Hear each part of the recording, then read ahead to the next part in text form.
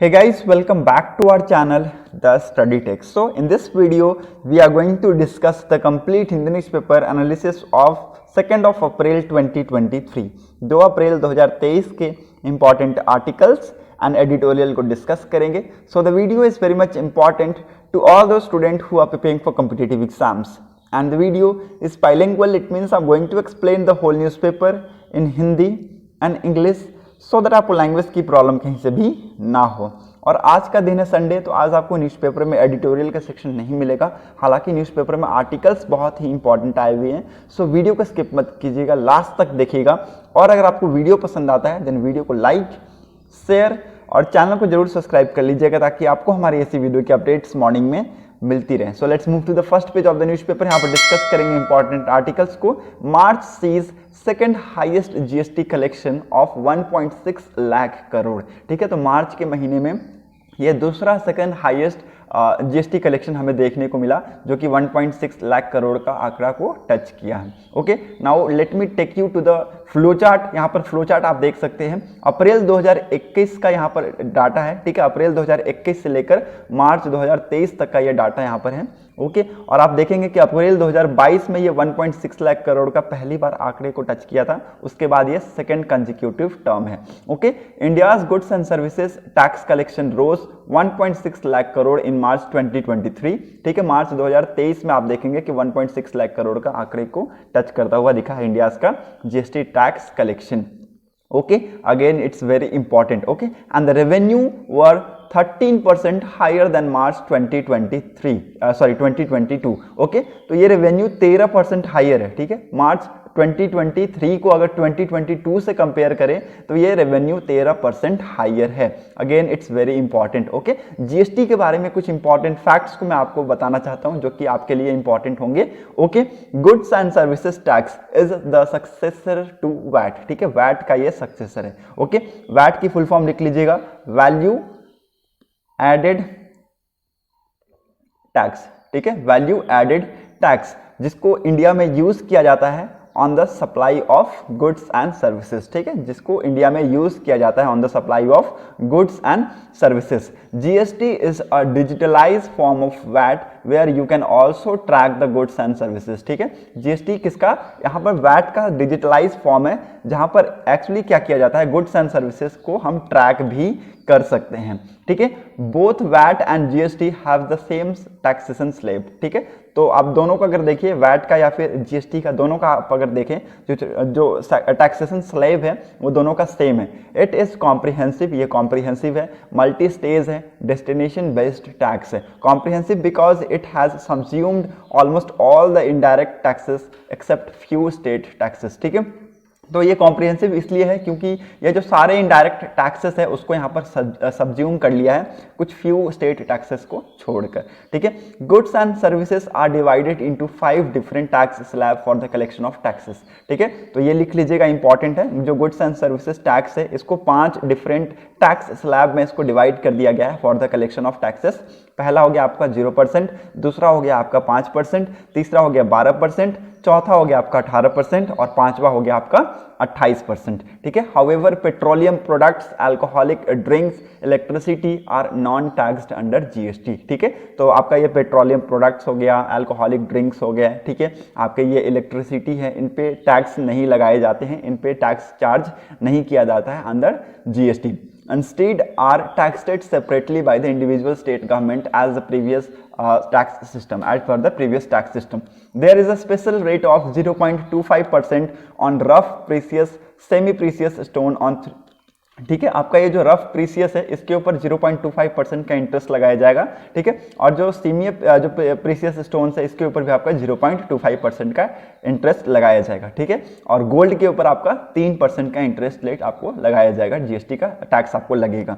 Okay, this tax came into effect on 1 जुलाई 2017. ठीक है, तो 2017 से ये जो सारे टैक्सेस है ये इफेक्ट में है. Okay, after 101st constitutional amendment act of Indian governments, ठीक है। So again it's very important, 101st constitution, ये जो अमेंडमेंट एक्ट था इसके थ्रू इसको यहाँ पर लाया गया था। ओके, सो ये आपको याद रखना है, again it's very important, hope you got clarity. Okay, तो मार्च के महीने में 1.6 लाख करोड़ का यहाँ पर जीएसटी कलेक्शन हमें देखने को मिला है। Now move to the next important article, यहाँ पर और कुछ इंपॉर्टेंट है नहीं, so you can easily move ahead with me. Okay, यहाँ पर आपको कुछ भी नहीं मिलेगा, सो लेट्स मूव अहेड, यहाँ पर भी कुछ नहीं है। Bandipur completes 50 year as project tiger reserve trace legacy to maharaja, ठीक है। सो अगेन ये भी आर्टिकल बहुत ही ज़्यादा इंपॉर्टेंट है, न्यूज़ में इसलिए है क्योंकि आप देखेंगे कि ये जो यहाँ पर प्रोजेक्ट टाइगर है ये बहुत जोरों शोरों से चल रहा है, ठीक है।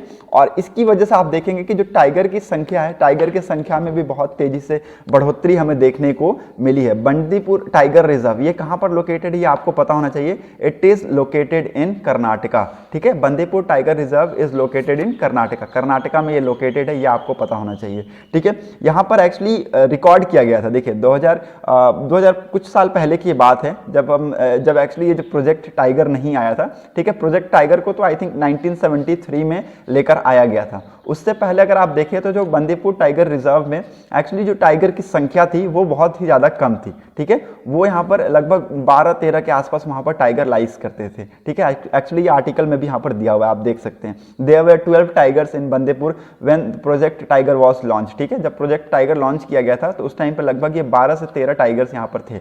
लेकिन उसके बाद देखेंगे कि यहाँ पर आप देखेंगे जैसे जैसे प्रोटेक्शन मेजर्स को लिए गए वैसे वैसे टाइगर की जो संख्या है वो तेजी से बढ़ती हुई दिखी हमें, ठीक है। 173 के आसपास ये आ चुके हैं, आप देख सकते हैं 173 के पास ये आ चुका है। ओके, तो ये आप देखेंगे कि प्रोजेक्ट टाइगर एक बहुत ही इंपॉर्टेंट रोल यहाँ पर प्ले किया है इन द यहाँ पर ये आप बोल सकते हैं कि टाइगर की संख्या को बढ़ाने में in the Bandipur tiger reserve. Okay, so again it's very important, ये आपको पता होना चाहिए। बंदीपुर टाइगर रिजर्व के बारे में आपको मैं थोड़ा सा बता दूं, अगेन इसमें यहाँ से भी इंपॉर्टेंट क्वेश्चंस बनते हैं। ओके, सो इसलिए मैं आपको इसके बारे में बताना चाहता हूँ। Okay, Bandipur national park is a national park covering 868.63 kilometre, ठीक है। तो यहाँ पर आप देख सकते हैं, यहाँ पर ये बंदीपुर नेशनल पार्क है, ये आपका लगभग 868.63 किलोमीटर स्क्वायर की एरिया में ये फैला हुआ है in the state of Karnataka, ठीक है, कर्नाटका के स्टेट में, ठीक है। It was established as tiger reserve under the project tiger in 1973।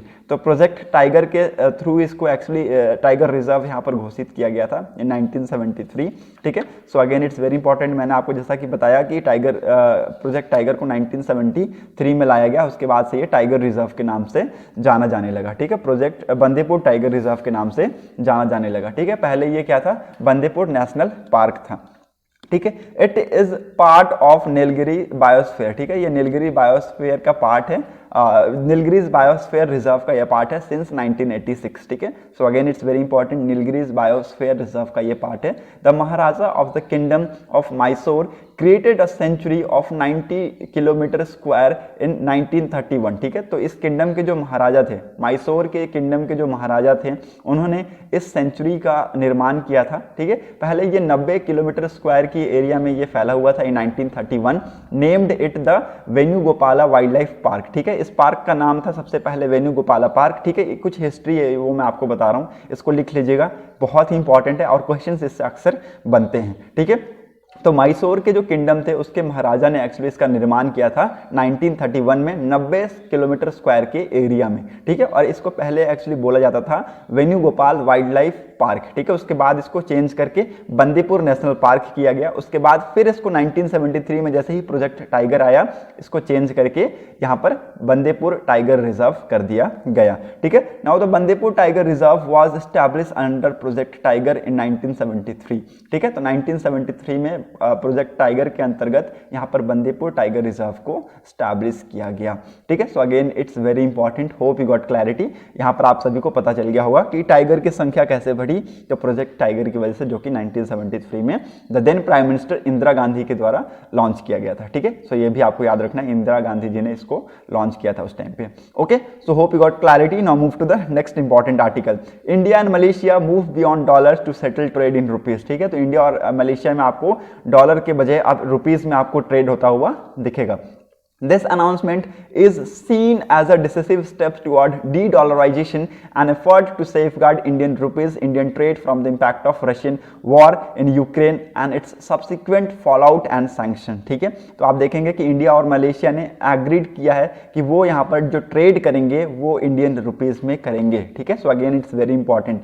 और ये जो अनाउंसमेंट है it came against the backdrop of ongoing official efforts to safeguard Indian trade from impact of Ukraine crisis. ठीक है, तो यूक्रेन क्राइसिस की वजह से जो इम्पैक्ट हुआ है वो ज़्यादा इम्पैक्ट ना पड़े इंडियन ट्रेड पे, इसकी वजह से ये सारे सेफगार्ड्स मेजर्स यहाँ पर लिए जा रहे हैं। Okay, the Union Bank of India in an statement said that it has become the first bank in India to operationalise this option by opening a special rupees vostro account its corresponding bank in Malaysia, India's International Bank of Malaysia. ठीक है, तो union Bank of India ने अपने statement में कहा कि union Bank of India बन गया है पहला बैंक इन इंडिया जो कि यहाँ पर ऑपरेशनलाइज है और ये ऑप्शन को प्रोवाइड कर रहा है, स्पेशल रुपीज वॉस्ट्रो अकाउंट के ऑप्शन को प्रोवाइड कर रहा है। ठीक है, सो अब एक्चुअली क्या होगा, देखिए जो इंडिया और मलेशिया के बीच में जो ट्रेड है वो यहाँ पर इंडियन रुपीज में अब किया जाएगा। ठीक है, so again it's very important, यहाँ पर ये सारी चीज़ आपको जानने की ज़रूरत है। ओके, और इससे क्या होगा कि जो ग्लोबल ट्रेड है ये भी आसान हो जाएगा। ठीक है, जो ट्रेड हो जाएगा बिटवीन द कंट्रीज ये भी आसान हो जाएगा।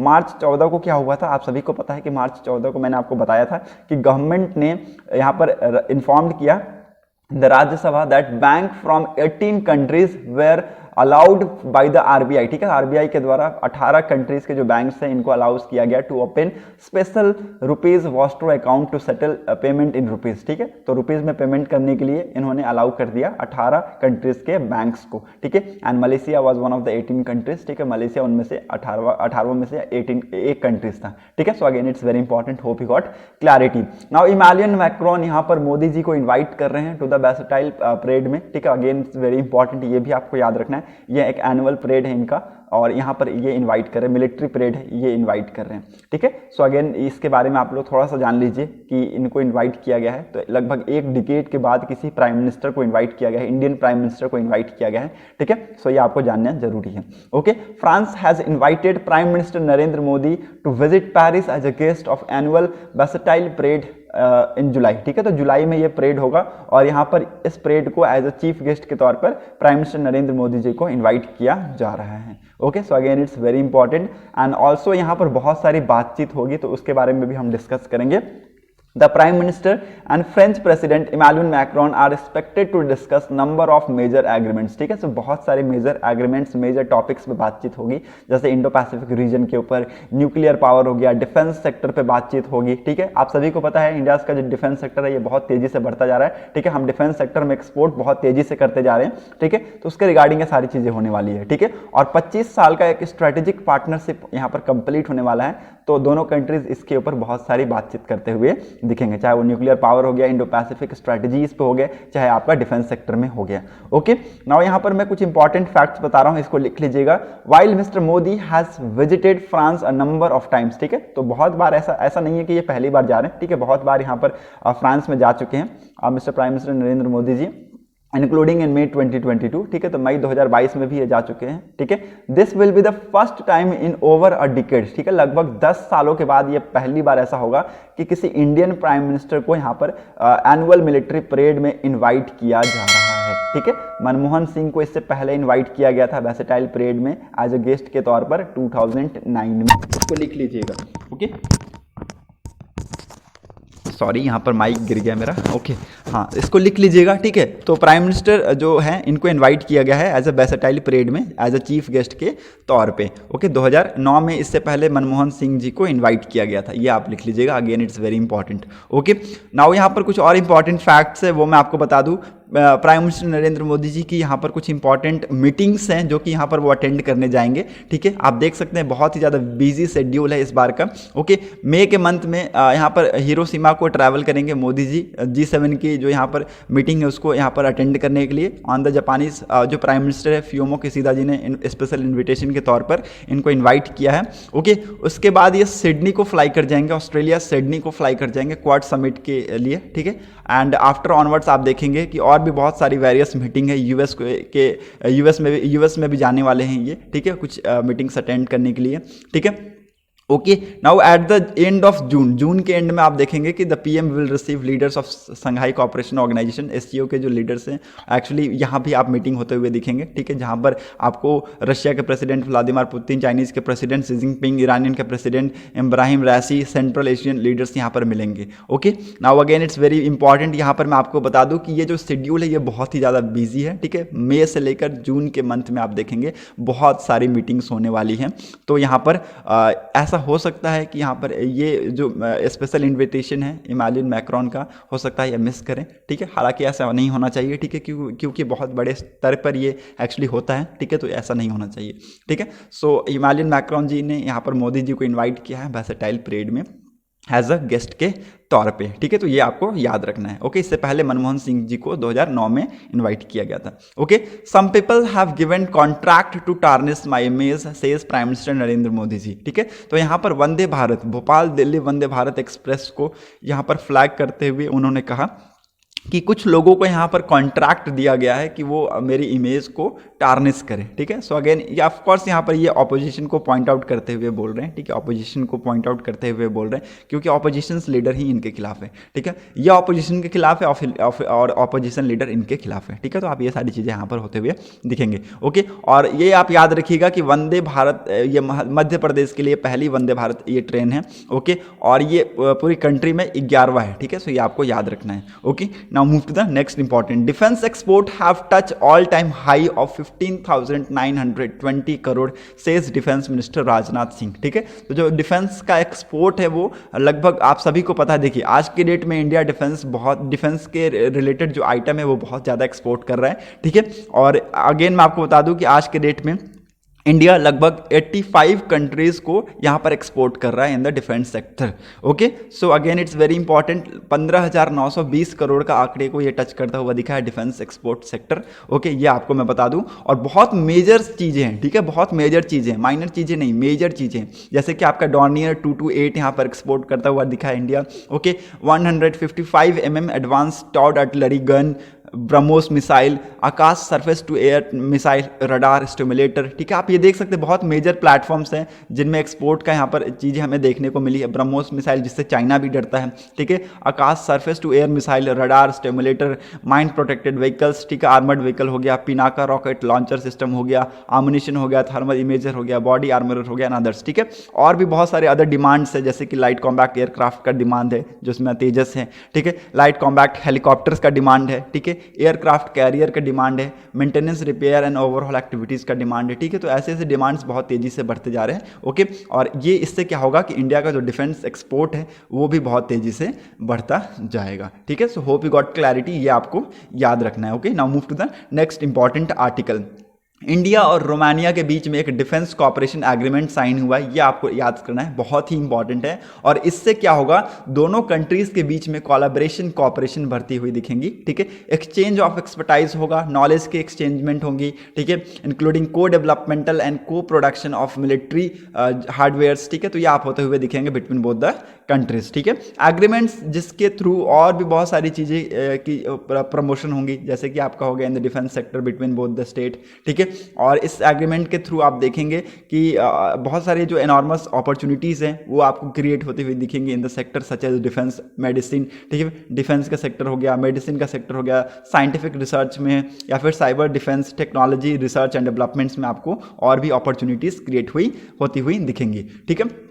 इन्होंने कहा कि कुछ अदर सेक्टर्स पे भी इन्होंने बातचीत किया है, ठीक है, यहाँ पर भी ये डेवलपमेंट्स और कॉपरेशन देखते हैं, ठीक है। जैसे कि आपका यहाँ पर exchange of experience in cyber training, ठीक है, साइबर ट्रेनिंग में जो एक्सपीरियंस है उसके जो थॉट्स है उसको एक्सचेंज में, ठीक है, ट्रेनिंग एंड एजुकेशन के पर्पज से, communications and informatives, military medicine, scientific research in the field of defence policy and military history as well as technical military field, ठीक है। तो ये सारे फील्ड में ये कॉपरेशन देखना चाहते हैं, ठीक है। तो ये आपको याद रखना है, होप यू गॉट क्लैरिटी, ठीक है। तो ये आप याद रखिएगा कि इंडिया और रोमानिया के बीच में डिफेंस कॉपरेशन एग्रीमेंट साइन हुआ, जिसके थ्रू कोलैबोरेशन और कॉपरेशन यहां पर देखा जा रहा है in both the countries. Okay, now move to the next important article. Pakistan अब तक का सबसे हाईएस्ट एनुअल इन्फ्लेशन फेस कर रहा है, ठीक है। और इस भगदड़ में, फूड के भगदड़ में बहुत लोगों की जानें चली गई, लगभग 16 लोगों ने अपनी जानें गंवाई हैं, ठीक है। आप देख सकते हैं एनुअल इन्फ्लेशन रेट बहुत हाई है इन पाकिस्तान, 35.37 के आसपास ये पहुंच चुका है। ओके,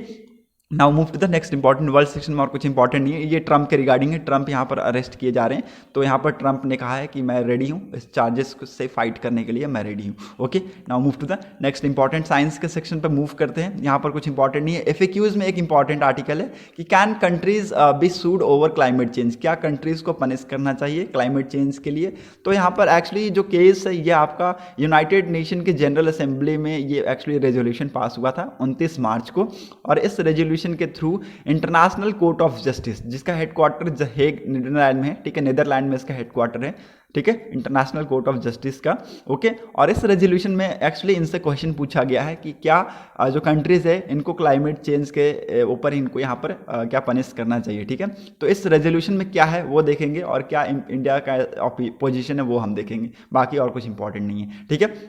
तो ये जो ड्राफ्ट रेजोल्यूशन है इसमें कुछ एक्चुअली क्या कौन सा आर्टिकल इन्वोक है, ठीक है, 96 of the UN charter to ask ICJ to deliberate on 2 questions, ठीक है। तो आईसीजी से यहाँ पर 2 क्वेश्चन पूछे गए, ठीक है। पहला क्या, what are the obligation of the state under international law to ensure the protection of climate system for present and future generation, ठीक है। तो क्या ऑब्लिगेशन है ऑफ द स्टेट्स के लिए under international law to ensure the protection of climate system for the present and future generation, ठीक है। दूसरा, what are the legal consequences under this obligation for the state when they by their act and omission have cause significant harm to the climate system, ठीक है। तो क्या legal consequences होंगे under this obligation, इस obligation के अंदर क्या legal consequences होंगे फॉर द स्टेट, ठीक है। उनकी एक्ट और ओमिशन की वजह से आप देखेंगे कि क्लाइमेट सिस्टम को एक सिग्निफिकेंट हार्म पहुंच रहा है, तो आप देखेंगे। और जो यहाँ पर आप देखेंगे कि स्मॉल आइलैंड डेवलपिंग स्टेट्स हैं या फिर for people who are harmed, ठीक है। तो आप देखेंगे कि जिन्होंने कुछ नहीं किया उनको सबसे ज़्यादा हानि पहुंच रही है, ठीक है।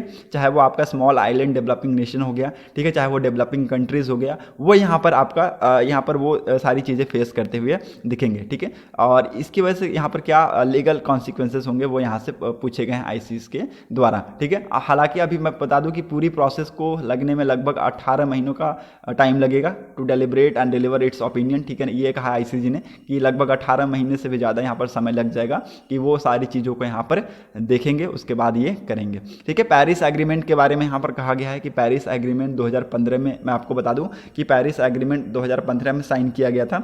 इसके थ्रू टेम्परेचर को बिलो 1.5 डिग्री सेल्सियस से नीचे रखने की बातचीत की गई थी। ओके, इंडिया का पोजीशन क्या है, इंडिया का पोजीशन भी अभी साइलेंट है, ठीक है, कुछ खास पोजीशन नहीं है। आपको बता दूं कि इंडिया ने भी यहाँ पर कहा है कि 2070 तक हम हो जाएंगे, कार्बन न्यूट्रल हो जाएंगे, बट अभी उस स्टेज पे हैं, ठीक है। इंडिया धीरे धीरे कर रहा है, ठीक है। इंडिया अभी आज के डेट में आप सभी को पता है डेवलपिंग कंट्रीज़ है, तो डेवलप्ड जो कंट्रीज़ है वो यहाँ पर बहुत ज़्यादा responsible for the climate change, मैं आपको पहले से कहता आ रहा हूँ, ठीक है। और इंडिया आप सभी को पता है कि ये आपके लिए बहुत ज़्यादा इंपॉर्टेंट है जानना, ये इंडिया अभी भी ज्वाइन नहीं किया है आपका को स्पॉन्सर्ड द ड्राफ्ट रेजोल्यूशन को, ठीक है। बल्कि आप देखेंगे कि नाइबरिंग कंट्रीज ने ज्वाइन किया है, जैसे बांग्लादेश ने, नेपाल ने, श्रीलंका ने, मालदीव्स ने, ठीक है। और नंबर ऑफ आइलैंड्स कंट्रीज हैं जिन्होंने यहाँ पर ज्वाइन कर लिया है। अभी भी इंडिया यूएस को, चाइनास को ये देखता है कि कैसे इस रेजोल्यूशन को रिस्पॉन्ड करते हैं विदाउट देयर सपोर्ट्स, ठीक है। तो ये सारी चीज़ों को यहाँ पर देखने की ज़रूरत है, ओके। और क्या ये जो क्वेश्चन है वो लीगल है? ऑफकोर्स मेरे मन में तो ये सवाल उठता है क्या ये क्वेश्चन लीगल है,